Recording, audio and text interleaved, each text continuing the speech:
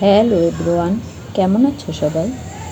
আজকে dream holiday park part 2 blog নিয়ে চলে আসলাম।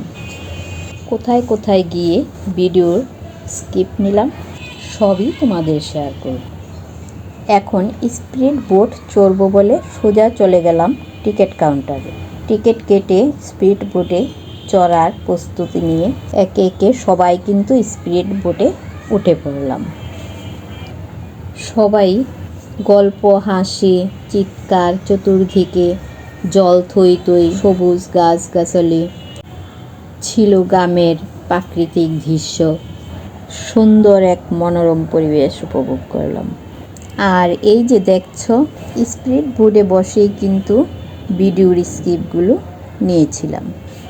মানে খুব সুন্দর সুন্দর এক একটা দৃশ্য, মন কেড়ে নেওয়ার মতো, খুবই ভালো লেগেছিল।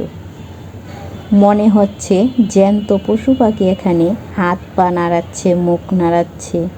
এই দিকে একটা গ্রাম দেখছো, এই গ্রামের নাম ছিল আদর্শ গ্রাম। এই পার্কের মালিক, এটা নাকি পবিশ্বার গ্রামের দৃশ্যকে উপলব্ধি করেই করা হয়েছে।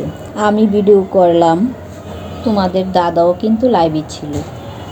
মানে এত সুন্দর লাগছে, মানে খুবই ভাল লাগছে। মানে কি বলবো, দৃশ্যগুলো না আর হাতছাড়া করতে পারলাম না। যারা না গিয়েছো তারা একবার হলো এই দৃশ্যগুলো গিয়ে উপভোগ করবে। আশা করি তোমাদেরও কিন্তু ভাল লাগবে। ঘুরতে ঘুরতে আবার এই দিকে একটা বাগানও দেখলাম। বাগানের ভিতরে ছিল নানান রঙের ময়ূর পাখি। এটা ছিল একটা আমের বাগান। এই আমগুলো না একটু বেগুনি বেগুনি কালার ছিল।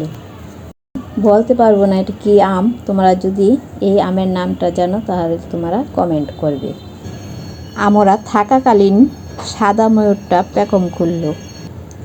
কি যে এক অপরূপ দৃশ্য!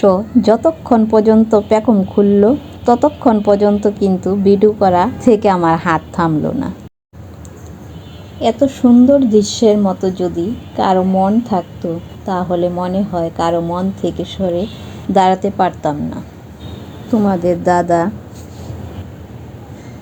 ও নাতিদের সাথে ফটোগ্রাফার দৃশ্যের সামনে ছবির ক্লিপ নিল। ওদের আমি একটু ছবি তুলে দিলাম, আবার আমরা দুজনও একটু ছবি তুলে নিলাম।